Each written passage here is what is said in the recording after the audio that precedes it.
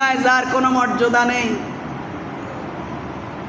Van চালায়, রিক্সা চালায়, গার্মেন্টসে কাজ করে, রাজমিস্ত্রির কাজ করে, চায়ের দোকান দেয়, জুতা সেলাই করে, সেলুনে চুল কাটে, টেইলারিং কাজ করে, কিন্তু আল্লাহর ইবাদত করে। দুনিয়ায় এদের কোনো মর্যাদা নেই। আল্লাহর গোলামে পরিণত হওয়ার কারণে কিয়ামতের দিন আল্লাহ তাআলা এদেরকে সমুন্নত করে দেবেন, মর্যাদাকে উঁচু করে দেবেন। দুনিয়ায় বড় নেতা, বড় প্রভাবশালী, খানদানি বংশের লোক, হাই সোসাইটিতে চলাফেরা, বিশাল গাড়ি বাড়ির মালিক, কিন্তু আল্লাহর ইবাদত করেনি।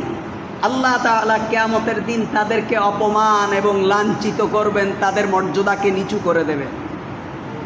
খাফিজাতুর রাফিআ, সেদিন কে বাদশাহ, কে রাজা, কে ধনী, কে ধনবান, কে নেতা, কে চাকরিজীবী, কে কত বড় অফিসার, কে সচিব, কিচ্ছু দেখা হবে না। সেদিন মানুষের একটা জিনিস দেখা হবে, একজন মানুষ তার আমলটা কেমন, এই আমলের উপর নির্ভর করে তার মর্যাদাকে নিচু করা হবে, মর্যাদাকে বাড়িয়ে দেওয়া হবে। সুবহানাল্লাহ। ইন্না আক্রামাকুম ইনদাল্লাহি আতকাকুম, আল্লাহ বলছেন সব থেকে সম্মানিত ওই ব্যক্তি যে ব্যক্তি সব থেকে বেশি তাকওয়ার অধিকারী। সুবহানাল্লাহ।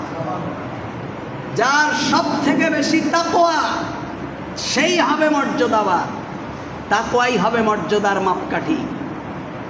সুতরাং খাফিজাতুর রাফিআ, আল্লাহ তাআলা বলছেন সেদিন কাউকে নিচু করে দেওয়া হবে, কাউকে উঁচু করে দেওয়া হবে।